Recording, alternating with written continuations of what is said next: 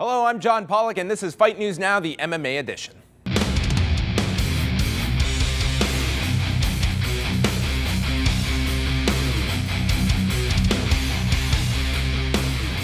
Hello, fight fans, and welcome to Fight News Now. My name is John Pollock with the latest mixed martial arts news coming at you, where we deal with the fallout of UFC 161. Plus, you are going to hear from Dana White, TJ Grant, and Frankie Edgar. Of course, John Ramdien and Robin Black are here for 3 rounds. Priscilla Carapan gets you set for a summer blockbuster on the shift. And up right now is this week's Newsmakers.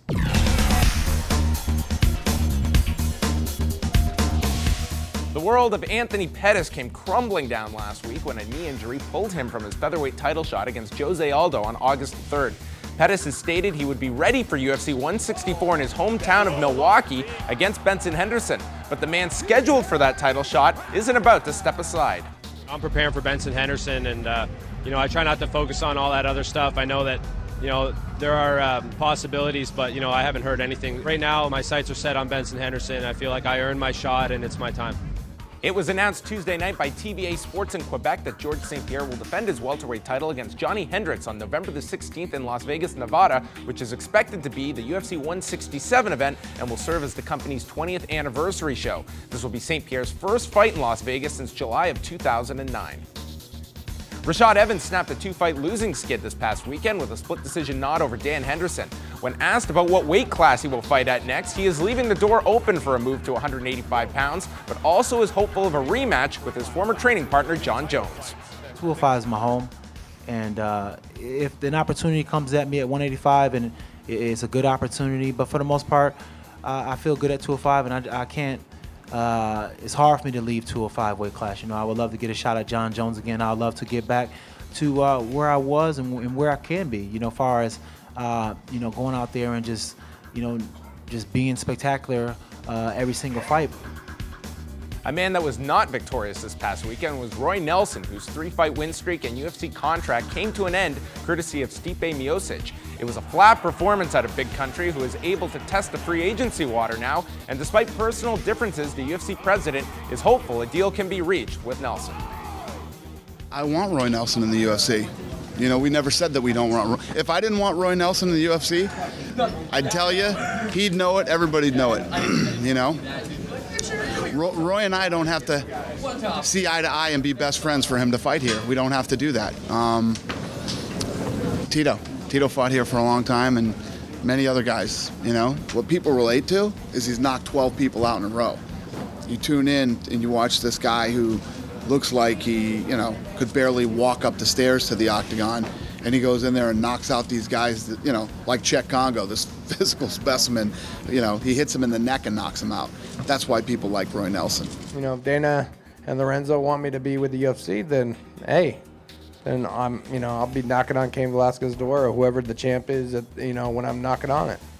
Jake Shields returned to the welterweight class this past Saturday, taking a split decision win over Tyron Woodley. Shields has been hampered by jumping back and forth weight classes, along with a positive drug test last August following UFC 150, and he is looking for big fights at 170 to make up for lost time. I would love to, fight one of the top 3 or 4 guys. Rory McDonald, Carlos Condon, who I've beat in the past. Just any of the top guys, really. A loss that Shields would like to avenge is one to Jake Ellenberger, who's going to be fighting Rory McDonald July the 27th on Fox in Seattle. The two had a spirited back and forth on Twitter after Ellenberger asked his followers which round he is going to stop McDonald in, and the Canadian responding, and then later being taken to task over his spelling and grammar.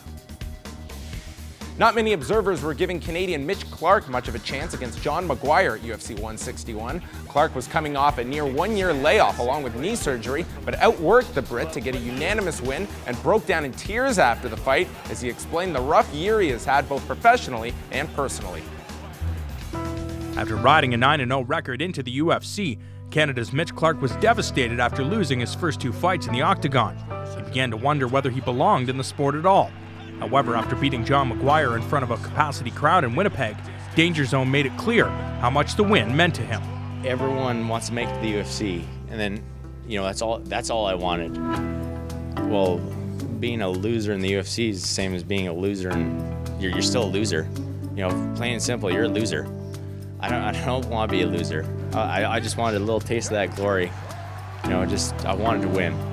since I started fighting, since I started training in 2006, you know, this is all I wanted. I sacrificed a lot, you know, to be here, to be in this winner's circle. And, you know, it all came out at once. That last one was so close with Anton. And then, you know, I think the big thing was redemption. My personal life fell apart after that last fight, and, you know, all I could think about was, should I still be doing this? Do I belong here? And you question yourself, and I did everything I needed to.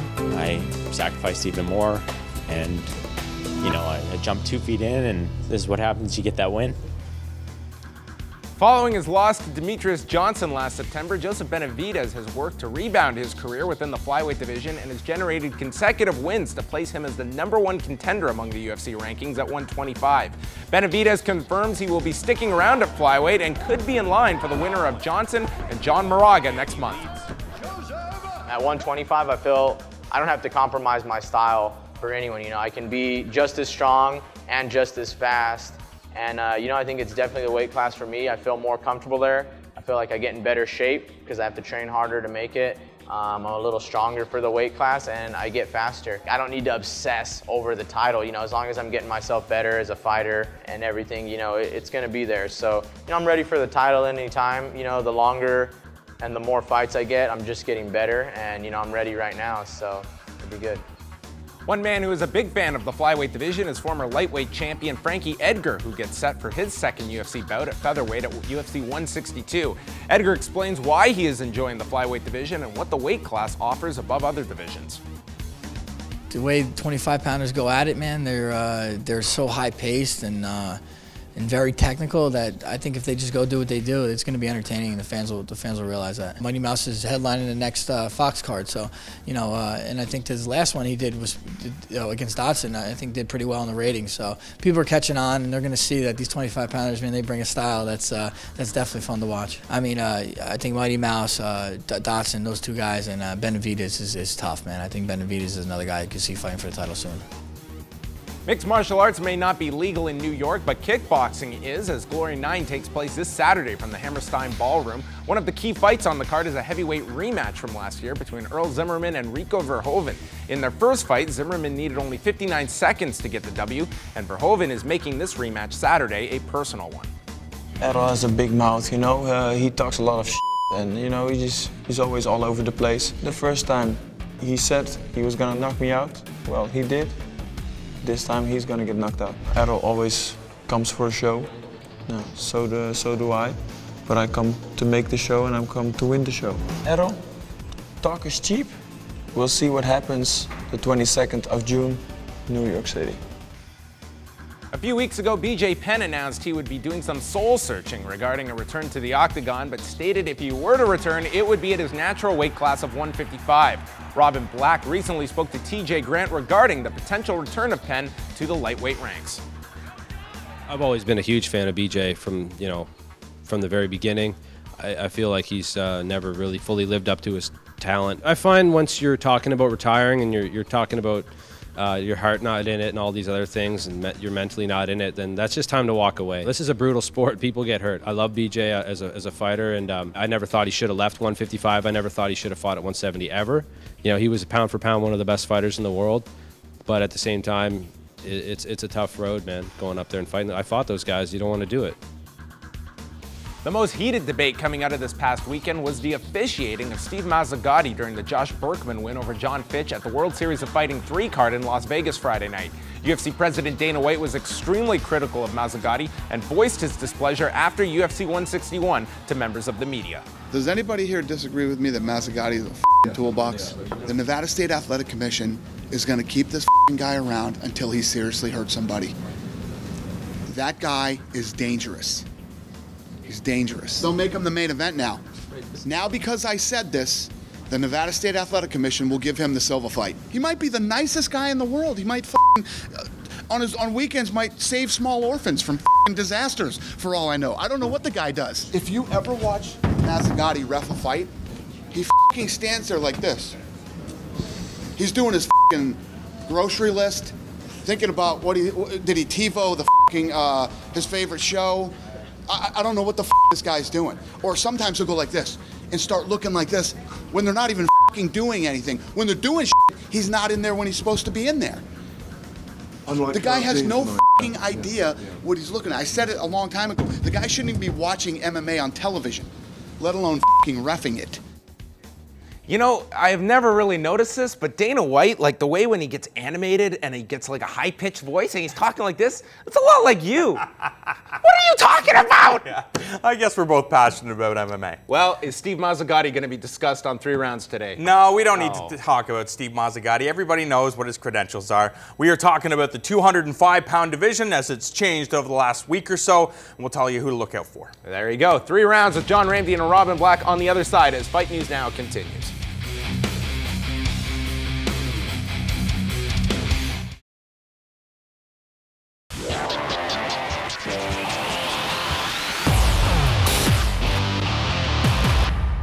Welcome back to Fight News Now. It's John Pollock with you, and now it is time for another edition of 3 rounds with John Ramsey and Robin Black as we take a look back to UFC 161 this past weekend. And guys, I'm going to take an educated guess that you guys now have a sponsor. That's absolutely right. We hit the big time. This segment brought to you by NOS Energy Drink. And John, we know that you were in Winnipeg to see Rashad Evans earn that split decision over Dan Henderson. And we are talking about the 205-pound class right now. Going to be impacted over the next number of months. John Jones taking on Alexander Gustafsson in Toronto at UFC 165. But we got to talk about what transpired in Winnipeg. Rashad Evans doing what he needed to do. And I know going into the fight, UFC President Dana White said the loser will have a long haul back to the top of the division. But can we really say that, considering it was a split decision victory? And in a fight, a lot of people said that Dan Henderson could have won. Yeah, during the time where they raise your hand up in the air, it's a split decision. It was super close. The next morning, Rashad Evans won. And a week after that, Dan Henderson lost. And that's all there is to it. And he will have a long road back. I mean, we love this guy. You know, he's in his 40s. He's always exciting. He's got a crazy chin and crazy power in his right hand. But he definitely took a step back. And Rashad Evans took a very solid step forward. You know, he was looking to get that swagger back. That was the story of the week. Maybe he didn't quite get it back, but he's a new Rashad Evans now. He's a guy who uses experience, who uses the tools that he's learned, uses that wiliness that comes from being a veteran, and he's found new ways to win fights. John Jones taking on the Swede Alexander Gustafsson, who has a record of 15-1. Is it too soon for Gustafsson, considering when you look at the rest of the division, a guy like Glover Teixeira, who has had an impact of the last number of fights, kind of getting up there in age, 36 years old. Why not put him in there when Gustafsson's only 25 and has a ton of time left in MMA? Yeah, I mean, this is an interesting one because you have a champion that's so dominant. I think you're going to have a hard time convincing anybody that Gustafsson is going to beat him. I mean, we're going to have a hard time thinking of anyone, and you almost look at Teixeira now and think he's one big win away. He's been building and building and building, gone undefeated for a long time, has a ton of skills, so we buy it, but he needs a big win, and maybe Rashad Evans is the next fight for him. Rashad Evans and Glover Teixeira sounds pretty good to me, and if Glover can get past him, no easy task, then it makes sense for him to fight John Jones. Two fighters that definitely need a win in Boston, Chael Sonnen and Mauricio Shogun, who stylistically you'd have to favor Sonnen in this fight. Just a better wrestling game, and Shogun in the past has proven not to be effective in the grappling game. I mean, jiu-jitsu, yes, but not the rest. Yeah, wrestling is one of these things that you just can't, you know, add to your training, work a little harder on it, and hope to be at the level of a Chael Sonnen.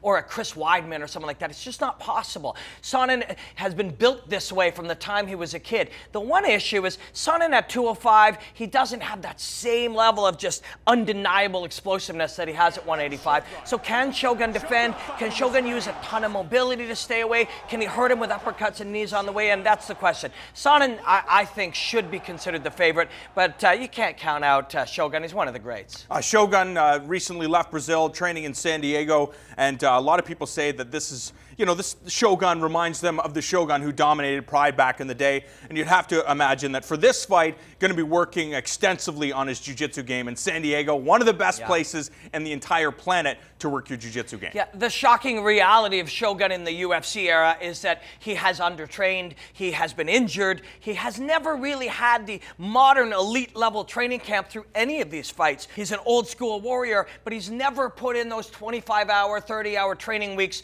with 2 or 3 3 sessions a day, periodization in your strength and conditioning. He's never done all of that, and it showed in his fights. He's doing it now, and he could be a very scary man. I mean, think of how good he was without the modern science of training. Now he's adding that. Dark horse in the division, Lyoto Machida, the former 205-pound champion, going to be taking on a guy that, I haven't really been that impressed with in his fights at 205 pounds in the UFC. Phil Davis, we all know about his wrestling abilities, but we saw how he really had a difficult time dealing with Rashad, his movement, his speed. He can out-wrestle guys like he did with Vinny Magalhães, but the fact is that I think he's in deep here with Lyoto Machida. They battle in Brazil on August 3rd, and again, I see Machida just winning this fight very handedly. Yeah, listen, Machida lost to John Jones. He had a great round 1. Maybe he's the only guy who's won a round against Jones in, the foreseeable past kind of thing. Is that a word? Is that a combination of words?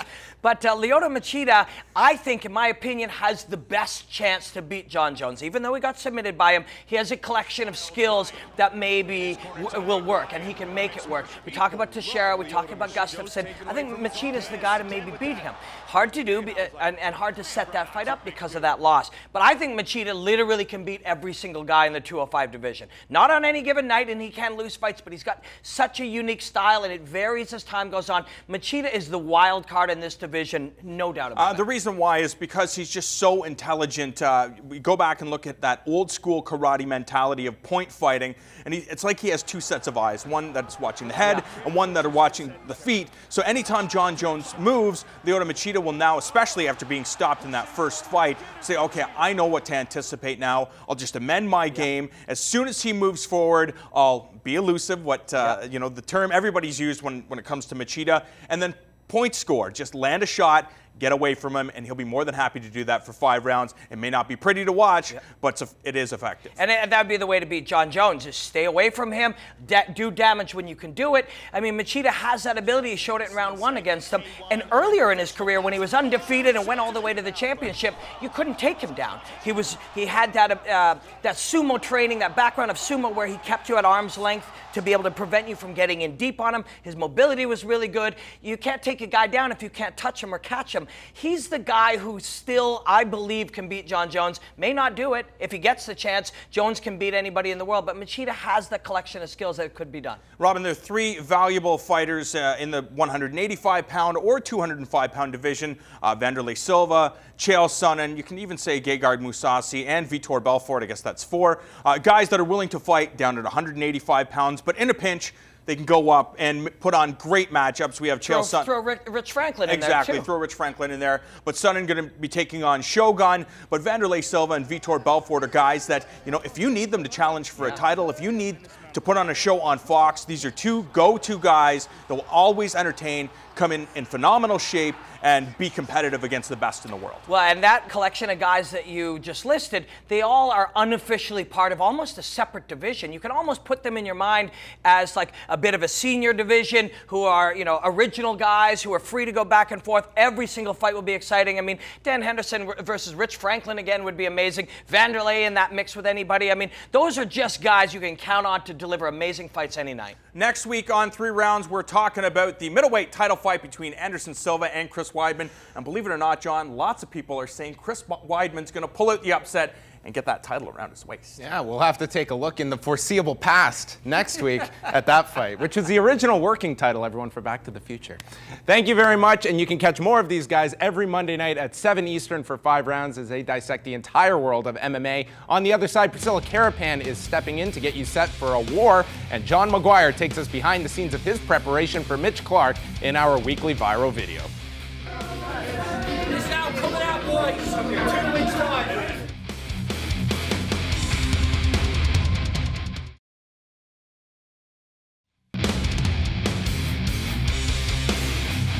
We are back on Fight News Now, and we've been chatting about the Glory 9 show coming up on Saturday night, and Fight Network is your home for all of the action, kicking off at 8 Eastern with a one-night tournament along with 7 super fights, and Stephen Quadros will be calling all of the action. And that leads us into this week's viral video starring John McGuire, who in addition to cutting down to 155 pounds for this past weekend's bout with Mitch Clark, did find some time to take us into the world of a fighter/gypsy.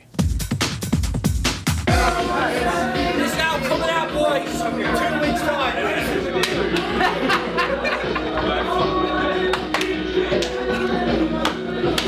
Let's go!